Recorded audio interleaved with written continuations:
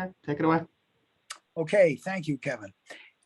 This is Peter Casarella. It's Monday, the 14th of February, approximately 7:05 PM. And this is the meeting of the Douglas Library Board of Trustees, our regular monthly meeting. So I'll call the meeting to order. And the first thing on the agenda is the Pledge of Allegiance. If you'd all repeat after me, please. I pledge allegiance To the to the flag flag of the United States of America and to the republic for which it stands, one nation, one nation, under God, indivisible, indivisible, with liberty and justice for justice all. for all. Forever. Okay, are there any public comments? Is there anyone from the public out there that wishes to speak?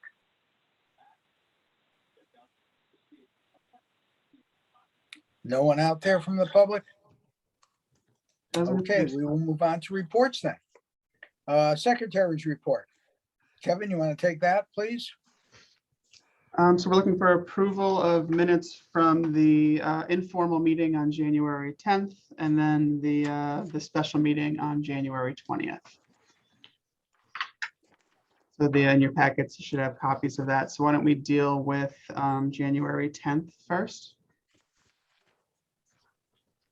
I'll move to accept that one as written. You're looking for a second?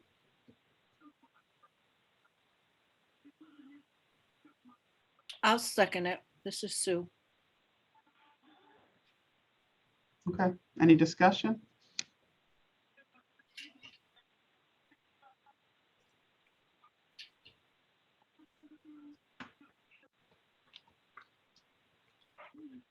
Okay, if there's no further discussion, let's take a vote. All those in favor, please signify by saying aye. Aye. Aye. Oppose? Abstain? The I'll ayes have it. abstain. I was not at the meeting. I abstain. Althea Kelly. I think I heard 3 abstains, Althea, Gail, and was that Dale? Yes, Okay, so we had 3 abstains. How many yays then, Kevin, does that give us? I'm not sure I know who's here tonight. So we've got Sue, Colleen, MA, Beth, and you, so that's 5. And we had 3 abstentions. Oh, and then the three abstentions would be Althea, Gail, and Dale. All right, so we got 8 people present this evening. Yes, plus Okay. myself and Donna and Marion. Right, I'm sorry, I meant trustees. Yeah. Okay, now we'll go to the June 20th meeting. Those no, minutes. January. January 20th. January. Oh, man, I'm wishing for good weather. January 20th meeting. I'll entertain a motion. I so move. I have 2 questions prior to that. Well, I don't care what sequence. Well, The- if they're about the the- minutes, let's get them out there in a motion form so we can discuss them, okay? There was a motion. Oh, you want to move first? Yeah, let's get the motion to get the minutes out there, and then we will discuss it prior to voting, Right. okay? So do I hear a motion to accept the January 20th special meeting minutes? I so move. Do I hear a second? Second, Althea. Okay, moved and seconded. Now, discussion. Are there any comments out there? Well, I have 2 questions. That's why I wanted to throw them out first. The first one is, you made a motion at that meeting to dispense with the reading of any meeting minutes. My question is, does that refer to all of our meetings, I hope? You're talking about under item 2? The Ayers asked for a motion to dispense with the reading of any minutes. Oh, no, then Correct. motion by Peter Casarella to dispense with the reading of any meeting minutes. I think that was just meant for that one meeting, but That's too bad. I Well, like we can it. we can always amend it, Marianne. No, I we make- don't. We never used to. If I may comment, Peter, Please, yes. The minutes are sent to us in our packets several days ahead of a meeting. So I don't understand why we would have to do anything other than vote on them. So in other words, we don't need to read them. We should have already all read them. So we just need to bring them forth, make a motion and second them and vote on them. Right. A suggestion would be, instead of having the motion to dispense with the reading, is to have the motion be to approve the minutes as presented. And that way everybody has received them, and then they would be approved as presented unless there was a change. Okay, that's fine by me, Donna. But we just don't need to sit here and read them. Right. Any other discussion concerning the motion on the floor? Yes, I have another one, of course. It's about the Maple Fest, and it's in reference to having the library open. And it simply says that the library will be open during Maple Fest for visitors to the library. It's not in reference to the community room. So my question is, doesn't that mean just Saturday, or are we also opening on Sunday? Yes, the library is open just on Saturday, but then the first floor, the community room, will be open on Sunday. Right, but it doesn't say that. It's not our It- decision. It's not our decision. It's the town's It decision. reads as if it was going to be open, the upper levels on both Saturday and Sunday.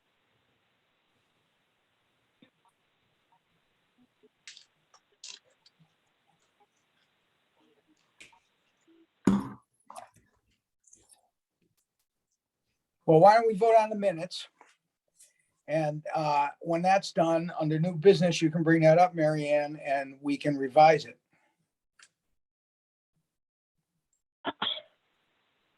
To get to the granular detail you're looking for. It's not what I'm looking for. It's a correction to the minutes as far as I'm concerned. I don't know how it came out that, anyway, whatever, do whatever. There could be a line added to the minutes that says, Kay Sullivan stated that the full library would be open on Saturday during normal library hours. However, just the first floor would remain open during Maple Fest hours on Sunday. And then the Shouldn't that motion, say lower level, not first floor? Should say lower level. lower level. Or just Yeah, community room or whatever. Right. yeah. And then the motion would be fine because it just says, how it was outlined by the library director during the meeting. So does that mean I believe that means we need to change the motion. And if we change the motion, we're gonna have to get the person that seconded the motion to withdraw and the person that made the motion to withdraw, and then re-enter a revised motion, which I think is to accept the minutes with one caveat, what Kevin just said. Couldn't you just make a correction to the minutes? Or See, make a that's why motion. it's good to have the discussion before the motion. Then we don't run into this. I'm sorry, I have to take a call. I'm sorry. Oh, can I change the motion to, Hello? I accept the motion, the minutes, as corrected? Aye. I'll second that one. Oh. All right, so we Aye. got a revised motion on the floor to accept the minutes as corrected. Kevin, would you repeat one more time what your suggested language is for the correction? The full library will be open for the public to use during normal Saturday library hours, 10 a.m. to 3 p.m. And then outside of normal library hours, 3 p.m. to 4 p.m. on Saturday, and then all day Sunday, just the ground floor will be open for Maple Fest use. Does everybody understand the motion? Yes. Any more comments? Discussion? Hearing none, we'll take a vote. All those in favor signify by Aye. saying aye. Aye. Aye. Oppose? Aye. Oppose? Abstain? Gail The will ayes have it. abstain. I'm sorry, I will abstain. I was not there. Gail's abstaining. Okay. So the ayes have it. Kevin, you're on for the financial report. Okay, you've got the financial report in your packet. Not really anything tremendously different from what it's been. We're in decent shape. Part-time payroll is slightly above where we should be, but we've made a couple of changes to the schedule, so we will catch up with that and be fine before the end of the fiscal year. And everything else is on track to be spent or a little bit behind on track to be spent. So, are there any questions regarding the spreadsheet?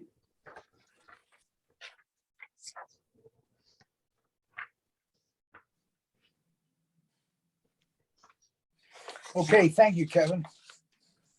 Library director's report. Sure. So we ended up canceling the majority of our in-person programming in January due to the increased COVID risks. But beginning this week, in-person programming resumes in earnest. So we're going to have story times beginning tomorrow morning in person. And this was approved by the health district and the town manager's office. Two resolutions related to the library were approved at a special town meeting on February 20th. The grant from the state library was accepted and a supplemental appropriation from the unassigned fund balance fund of $85,000 to the approved CIP funding for the roof project was approved. The locker system purchased with ARPA funds is now functional. It was made available for patron use starting February 1st. And so far, reception's been positive between staff and patrons. There's been a lot of patron interest. We get questions all the time at the desk. A handful of uses so far, so I expect that to pick up. This week, we moved the holds location where we're keeping the holds in the lobby for the past year and a half. So we moved those holds back up to the main floor in front of the circulation desk. So now I anticipate people that are looking to grab their books quickly will need to decide whether they want them in the lockers or they want to come all the way upstairs. So right now, patrons have to call the library or send an email to have their account set up to use the lockers. I'm working with Bibliomation to make this a little bit smoother for the patrons, but it really isn't too bad. We just make a note on the patron account and then they're set. It's a one-time thing. The lockers have been announced through posters, the newsletter, the town's email digest, and social media pages. I plan to reach out to the River East to see if they'll do a story on the service, but I want to work the kinks out a little bit first. So I think that's more of a March thing. Two new LTA1 hires were made as a result of the interviews conducted last month. Brenda Kelleher started last week, and we anticipate Lori Garrity starting soon. Additionally, Kathy Backey and Jordan Nolan have been promoted to LTA2. So we're very excited about all of that. The Harriet Beecher Stowe Center is now part of our Museum Pass program. The Stowe Center gives two individuals free entry to the museum with the pass use, and it is a digital pass, so there's nothing to take out in return. You can just do the whole thing from home. Bibliomation has decided not to offer the Overdrive magazine service to the entire consortium next year. That's disappointing because it was a major savings over purchasing the service individually, like a 75% savings. But the measure required unanimous approval from all member libraries, and that we weren't able to achieve that. So a group of member libraries have reached out to see if we can coordinate our group rate that'll give us a discount, which would be nice. I've asked the Friends of the Library if I can reallocate some funds for digital magazines to purchase a subscription for Biblia Plus, a streaming video service. So the digital magazine funds weren't spent because Bibliomation absorbed that cost this year. That's the thing that they aren't doing next year. So I have that extra funds in for this year. So Biblio Plus is a video streaming service. It's similar to Canopy. The difference is that patrons have unlimited access to videos instead of just a few plays a month. So if it's sufficiently popular, I would consider canceling Canopy in favor of the service, which would help cover the cost for future budgets. But this would just be kind of a test balloon year to see if it's something that the community would like. And then finally, there's a date change for the next Equity Boot Camp program that was supposed to take place tomorrow. That event, Foundations in Equity Literacy, has been moved to March 15th. And then the event that was scheduled for that date will be pushed back to April, and the final program will be pushed back to either June or July. So it's all just getting shifted around a little bit. And that's it for the director's report. Any questions on any of those? I have a question on the Equity Boot Camp for March 15th. Is that in person or virtual? It's virtual. Okay, thank you. The book discussions are going to be in person next time we have one of those, which is April. But all of these are virtual for now. That was what the presenter preferred, and I thought that was fine. Any other questions of the director's report? Kevin, I have a question about if the adult book club was held. I wasn't able to attend last month, but I was wondering if that was postponed because of COVID. No, No, it wasn't. No. Oh, good, good. How, was it well attended? yes. Dale can answer better than Oh, I. good. Thank you, Dale.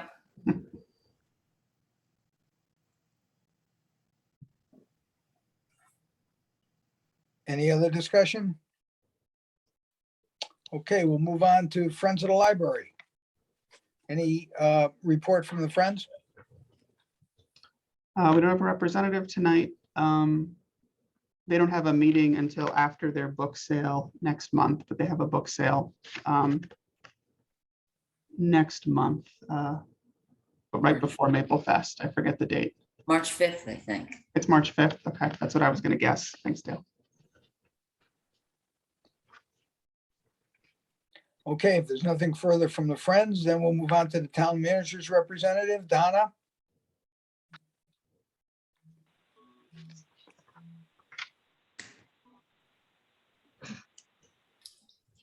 Oh, you're muted, Donna. Okay, there we go.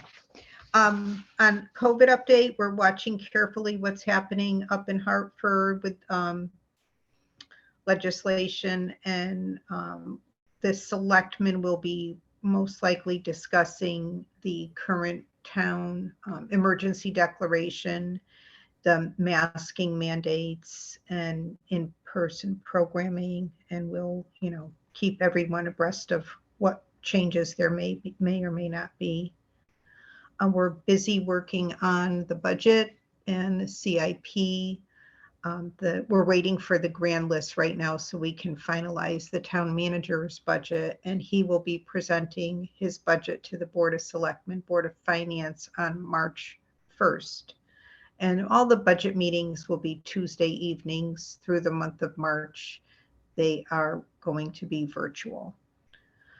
We're working on the roof project RFP. As Kevin stated, we did have a special town meeting and accepted the library grant, appropriated the rest of the money that we need for the town's share. So now we're going to be putting on the finishing touches to that RFP and hopefully move that project along. And I believe that's all I have for now. Thank you. Thank you, Donna. Gail, anything from the Board of Selectmen? Donna sums it all up. Okay, and as acting chairperson, I have nothing to report. Old business, building updates, Kevin? So you have the building project spreadsheet. There weren't really any changes this month. Waiting for the windows to arrive for the second and third floor still. And then I didn't update the roof because I'd put together the spreadsheet before Thursday's meeting. But yeah, brief, small update in terms of the grant acceptance there. Let's see, carpets were cleaned on January 24th. The company did a good job. I'm going to schedule this later in the year next year, so we do it after Maple Fest. I just wanted to make sure we get on an annual rotation since we have the new carpets in, and that wasn't something we were necessarily doing on an annual basis before. The tiles in the kitchen have not yet been repaired by Northeast Flooring. I'm talking with the company to see when they will be able to get someone out there. And Donna reported to me that there are some others that maybe are lifting up back where the piano used to sit. So I'm going to have them take a look at those too. I met with the building committee and ESC to talk about the HVAC system and the outstanding issues with heating in the building. We discussed how portions of the second and third floor are having trouble getting up to temperature, particularly in the reading room and the back office. We had the high humidity issue in the basement during the summer months. We have low humidity right now in the winter months. We talked a little bit about how the lobby is unregulated as far as the heating and cooling goes, and then the noise level in the community room from the equipment in the closet.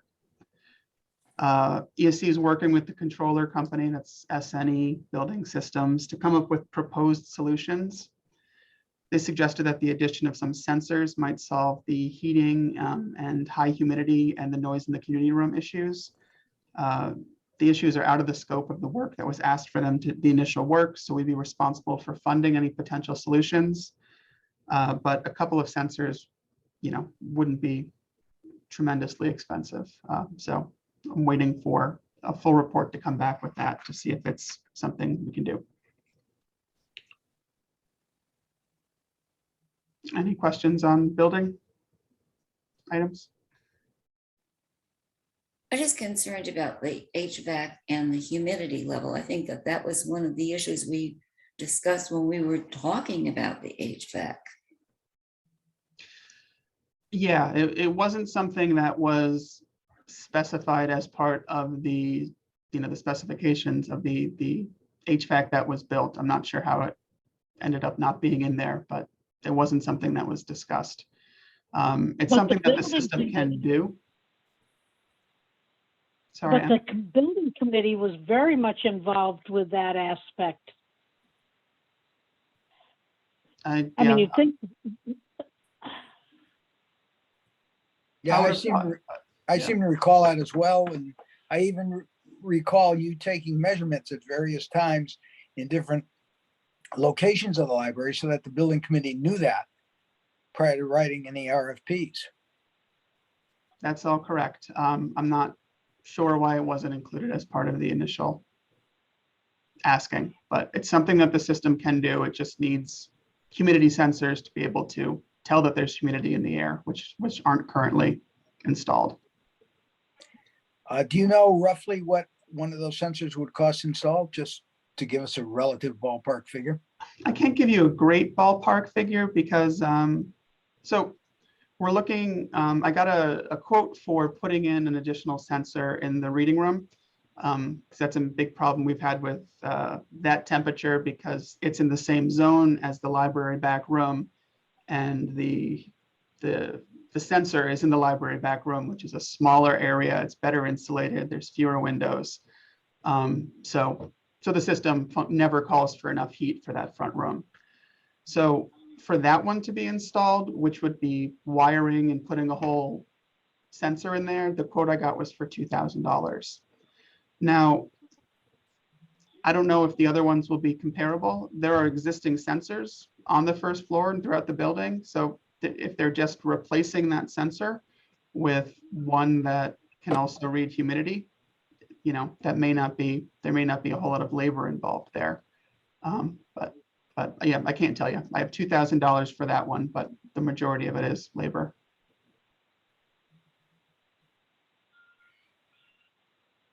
Okay, thank you. Please keep me apprised of the progress you make on that. Okay. Thank you. Any other questions of Kevin on the building updates? Okay, Poet Laureate, MA, is that you? It could be. we haven't gotten together, we haven't done anything. And personally, I'm thinking that until the building is open and then everyone can meet, other than virtually, that we're sort of on hold. I don't know how others feel about it. That'd be Gail and Althea.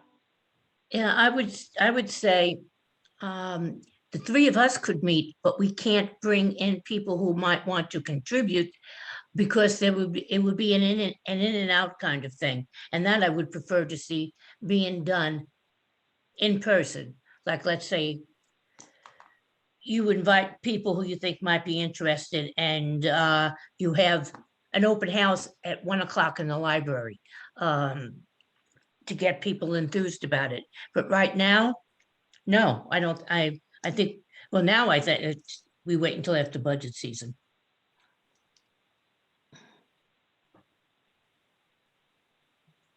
We just want to have an introductory, a welcoming, a tea, a meeting, or whatever. And we Yeah. can't do that yet, so. So I threw out there when I think we should have it, like on, a Saturday afternoon kind of intro. But I think we want it to be in person. And right now, I don't like in-person meetings. Well, I think we've also got the budget that needs to be worried about, and that's going to take a lot of time and a lot of talent from a lot of different people. So I like your Yes. idea of holding off until at least after budget season to get that process moving, Gail.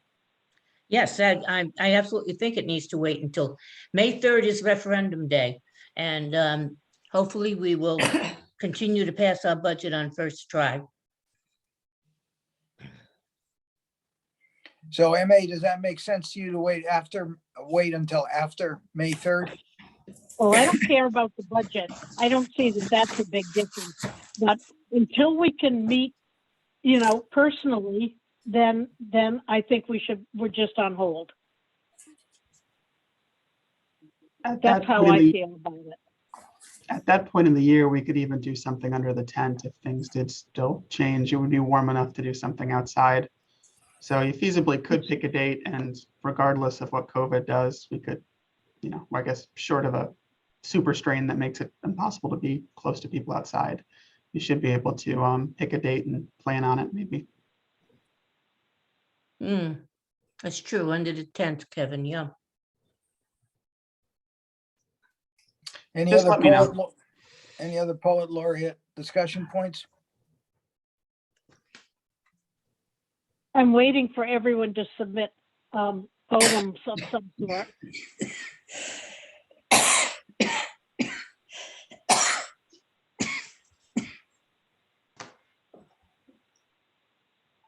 All set with that then, MA? Yeah, just keep it on the agenda. Will do. Okay. ACLB board assessment tool. Okay, so to refresh everyone's memory, we, the executive board of ACLB, created this tool with all its little components to remind boards that they serve in a fiduciary capacity, that they have a great number of responsibilities. And so we broke it up into small sections. So the one little section today is decision-making. And what is interesting, board members support board decisions once they are made. That's on there because in going around the state to different boards, larger libraries, smaller libraries, one thing, when people vote on a motion, and we vote on motions, we did tonight,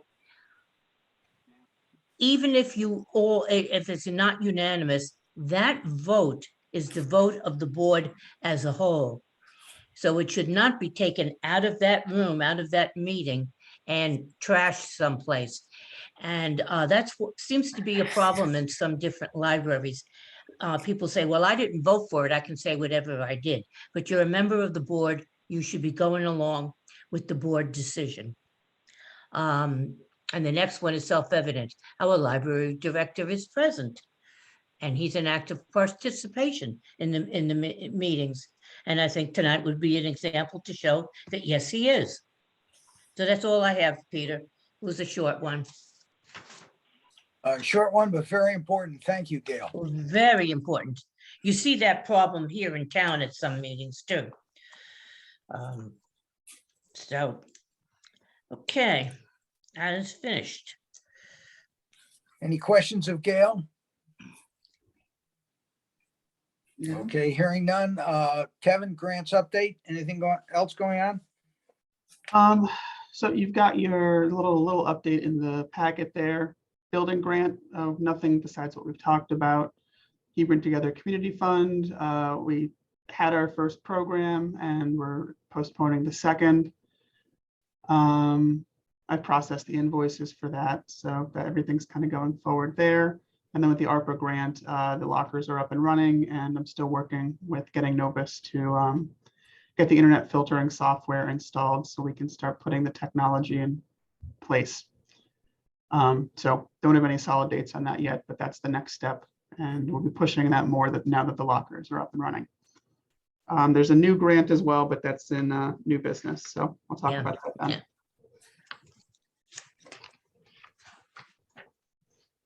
Okay, any questions regarding grants of Kevin? Okay, operating budget for 22-23 fiscal year, Kevin? So, not too much to say. I met with Donna, Andy, and Elaine and spoke about what the submitted budget is going to be. They're building in the Sunday hours initiative into our proposal, so it bumps up the part-time payroll quite a bit. And then beyond that, there is going to be $5,000 requested to be added in as part of building maintenance for painting. And that comes as because we asked for it as part of a capital outlay. And this is the way that they prefer it to be. So we just do some of it each year, which we can do. And then there was a little bit of moving around of some of the other numbers, but for the most part, it was pretty close to what it was as submitted. So what you're looking at is what you submitted. I'm not sharing the other one yet because it hasn't officially been released. So the painting now is an expense item, not a capital item? Yeah, it's a building maintenance expense item.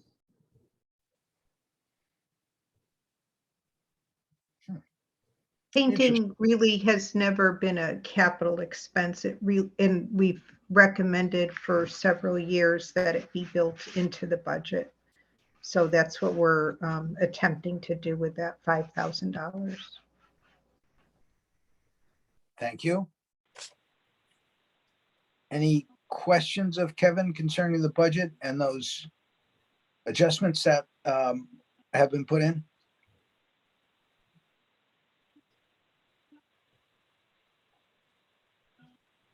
Do you need a vote on that, Kevin, with those adjustments having been submitted?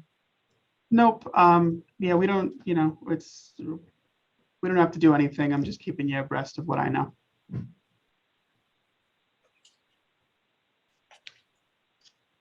Okay, any questions from anyone else out there concerning the budget and what's going on? Okay, new business. Hebron views. I believe this was requested by MA to go in the January meeting. I know we're past the Hebron views deadline, but I didn't know if there was anything you wanted to I discuss. suggested it because some people are not on Facebook, some people don't get the newsletter, and my thought was that it could be good just to have more of a generic article quarterly about, what's happening or just something. And it could include the friends, all three groups could work together so people know the makeup of the library and the fact that people are invited to join.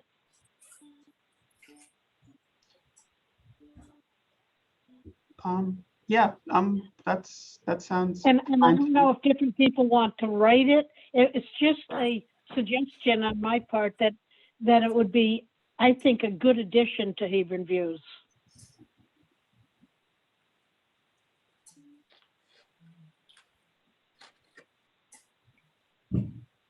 Any other thoughts out there concerning that, folks?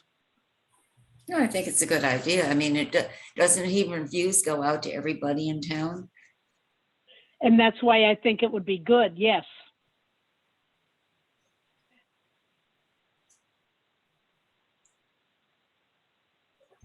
So is this more of like a introduction to the association and the friends, and like these are what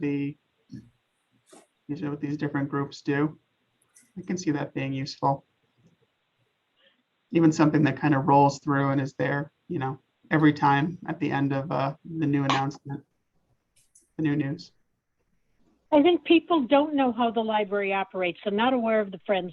They're not aware of the association. And both of those groups would happily accept new members.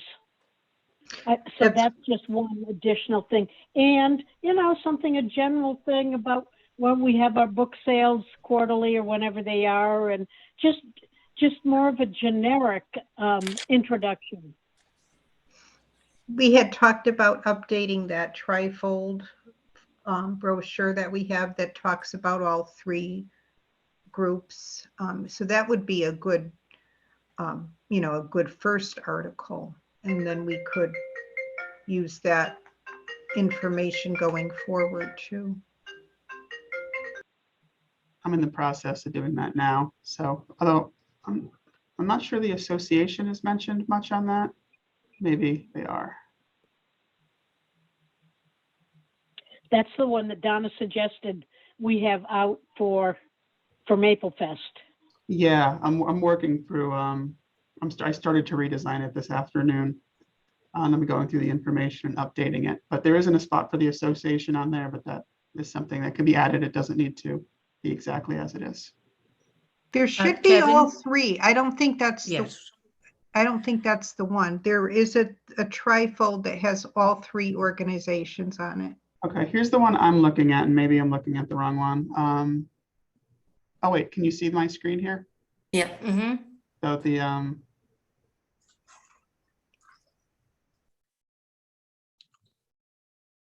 That really looks it looks more like it's mostly library programming. services. Yeah. Yeah, and then there's a little blurb about the Friends. This is from Yeah, 2017. there was one that had a section on the Friends, a section on the board, and a section on the association. Okay, I know there's Correct. like the 125th anniversary one as well. Okay. It's vital that the association be mentioned and people realize how important it is. We need new members in the association. It cannot dissolve, it cannot disband. You know Tell what the everyone results of why, that Dan. would be. Tell everyone why. Okay, that's real simple. One said, Dr. Douglas How much money? left money in a trust. We, the Douglas Library, do not own that trust. By the terms of his will, the Douglas Library receives the interest from the investments. That is it. So if we were to go out of business, the interest from that trust would go to children's charity in Massachusetts. So we need to keep members in there. And, 10, 12 years ago, we had a lot of members. They've sort of fallen by the wayside. There's only a handful of us now. Not a big burden. We only meet twice a year.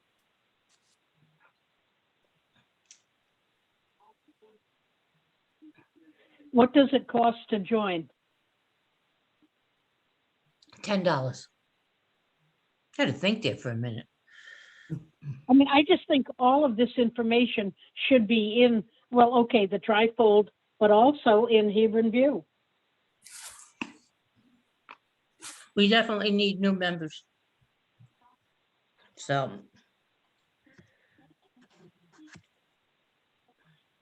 Well, does anyone want to sit with Kevin and brainstorm this and come up with a draft of what we're talking about?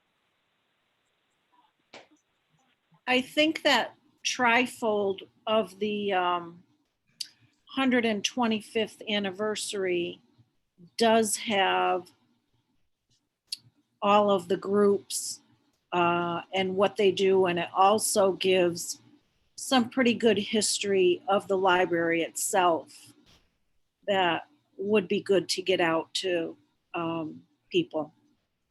You're right, Sue. Yeah. I have that one too. So I'm gonna look to see what I can do as far as combining these two, or whether they need to, be two separate pamphlets, one about how the library works and one about services that we offer. Since I got mouthy about it, I'd be willing to sit with you, Kevin, and discuss and edit and whatever. Okay.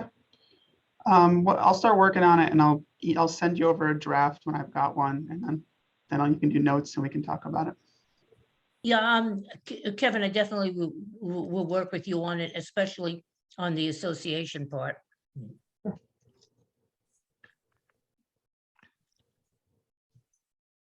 Oh, good. Thank you.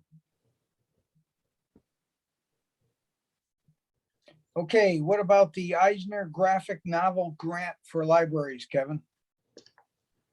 Okay, so this is a small grant that's run through the Will Eisner Association. What is looking for the name of it? The Will Eisner graphic novel group that gives a couple of libraries a year a grant to either expand their graphic novel collection or to start a comics collection. So they give you $2,000 to purchase graphic novel materials. They give you some titles that would come would come outside of the $2,000, written by Will Eisner and other notable authors. And then there's also a program component. They give you $1,000 towards a program. So it was due yesterday. So I submitted it on Friday. I was hoping that we could go over it in January so I didn't get it to officially ask the board for permission. But if you wouldn't want me to do it, I'll just withdraw my application and that would be fine. There's no match or anything, associated with it. It's just, it would just be putting on the program that they would pay for, or at least they would pay up to $1,000 towards. And it's only 2 awards nationwide, correct? I think it's 4 awards. I think it's 2 to start, and then there's 2 to start and then 2 to expand. The odds are not strong, but one never knows. I would move that we support the grant application previously submitted. Thanks, Emma. Yeah, you never know. I don't know how many people put in for these. And if we don't get it this year, we have a good start on next year is kind of what I look for. So.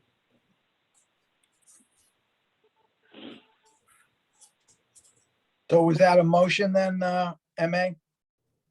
Yes. Then Is I'll there a second? second that motion. And Gail seconded the motion. Any further discussion regarding the motion and the grant application? Yeah, the only question I had, Kevin, is when do you let the selectmen know or the town manager know what you're doing? I guess now that it's been approved by you, I will let Andy know and we'll let the selectmen know. Sure, you Okay, can let us know Thursday night. Okay. any other discussion concerning the motion as it stands? Hearing none, we'll take a vote. All those in favor say aye. Aye. Aye. Aye. Oppose? Nay? The ayes have it. It carries. Thank you. Summer reading and enrichment grant, Kevin? Another grant, this one is through the state library. potentially up to $2,000 in federal LSTA funds to support the summer reading program. I'm working with Sherry with this one right now. It's due in a couple of weeks, and there are a lot of restrictions around what we can and can't do with the $2,000, and they're asking for a fair amount of documentation and statistics and things afterwards. So I want to make sure we can come up with an idea that will be worth the all the data that we're going to have to gather. So we've been throwing some stuff back and forth. We don't have anything 100% decided on. I just wanted to kind of share the idea of it with you, similarly to the Eisner grant. There's no match or anything required. There's just, it's one of those things where you can use it for program supplies, but not programs. So you have to kind of be careful and creative how you're using the funds. So just looking for permission to put together an application for that as well. I think it's a good idea to put your application into as many grants as you can, and you don't know which ones are going to be successful. The one for the library roof. Question whether that was going to be worth it, and look where it got us. So reaching out is the best thing, I think. So is that a motion, Dale? I guess so. Okay, so we got a motion on a motion. Do we have a second? I'll second it. Okay, moved and seconded. Any further discussion? Okay, hearing none. All those in favor, please signify by saying aye. Aye. I, Oppose? Abstain? The ayes have it. Good, thank you. Thank Does you. anyone have any other new business?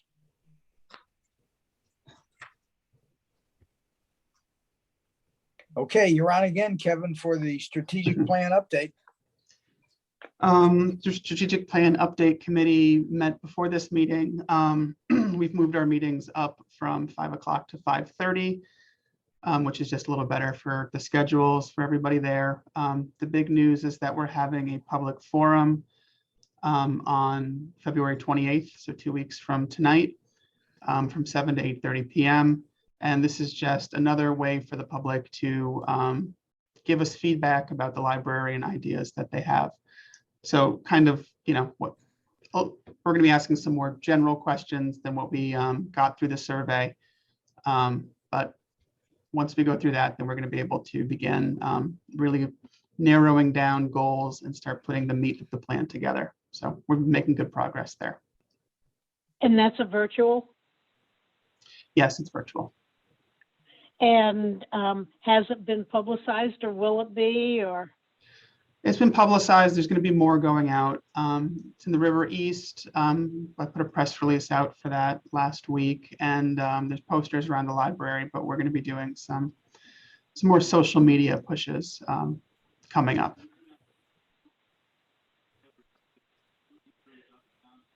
Sounds good.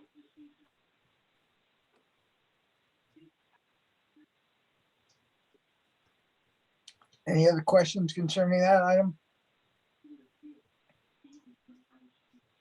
Okay, we'll go on to safe space. Sherry and I have nothing new to report. Technology, Donna, Kevin, Colleen. We're working on our computer replacement plan, looking at computers that need to be replaced. And then we are going to be replacing the public computers in the library with some computers that we were able to acquire from the Yukon surplus. So we have a small expense that we'll need to acquire new solid state hard drives and some software for those computers, and then come up with a project with Novus to have them installed, switch them out. So I think that's something that will enhance the public computers because I think the ones that are there now are getting very old. So, Mm. and that's all I have. Thank you. Thank you. Any questions of Donna? Okay, let's go on to diversity. Dale and Kevin. We haven't met. There's been some diversity adjacent stuff with the equity boot camp programs, but we don't have anything additional to report unless you have something, Dale. No, I've just been doing the code program too, which is very good.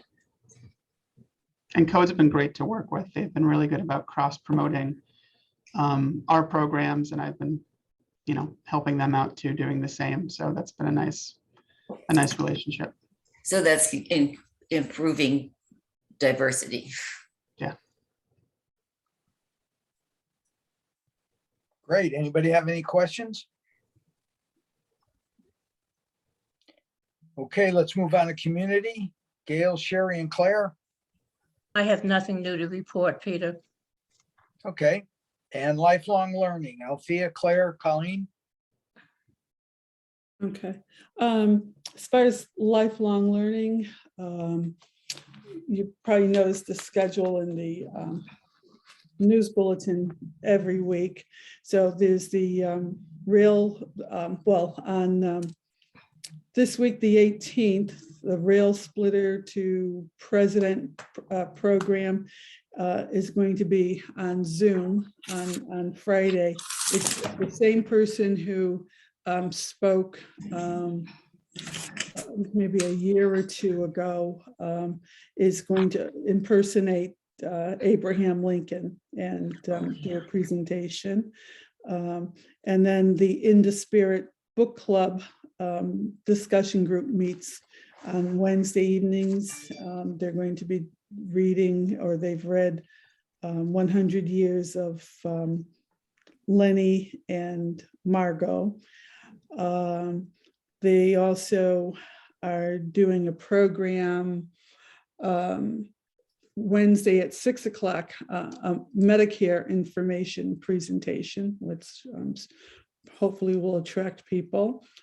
And there's going to be, let's see, an equity, on the equity book boot camp was changed. I think that was mentioned at our last meeting. The equity book boot camp, sorry, is going to be meeting in March now instead of this coming week. And Kevin mentioned the public forum on the 28th, I believe. Senator Kathy Austin is coming Tuesday. Is that this Tuesday morning? I don't remember. Is it next week? It's next week, I believe. Yeah, it's next week. To hold office from 9 to 10 a.m. And Code, which I'm a part of, is hosting community conversations, creating housing choices in rural cities. And that's going to be February 23rd from 7 to 8:30. That, as I don't know, I think many of you may know, by June of 2022, cities in Connecticut have to have some kind of plan sent in to the state, telling what their plan is for affordable housing in their town. So this is going to be a timely community conversation. So that should be hopefully pretty interesting for folks. So that's all that I have right now. Well, it sounds very interesting. Thank you. Mhm. Okay, that's our agenda. So I will entertain a motion to adjourn. I still move. Second. Moved in second. All those in favor? Aye. Aye. Aye. Opposed? Abstained? The ayes have it. Thank you all very much. Thank you, Peter, for Good running the job, meeting. Peter. Thanks, Peter. Pleasure. Happy Thank you. Valentine's Day. Kevin, can you hang on for a second, please? Sure.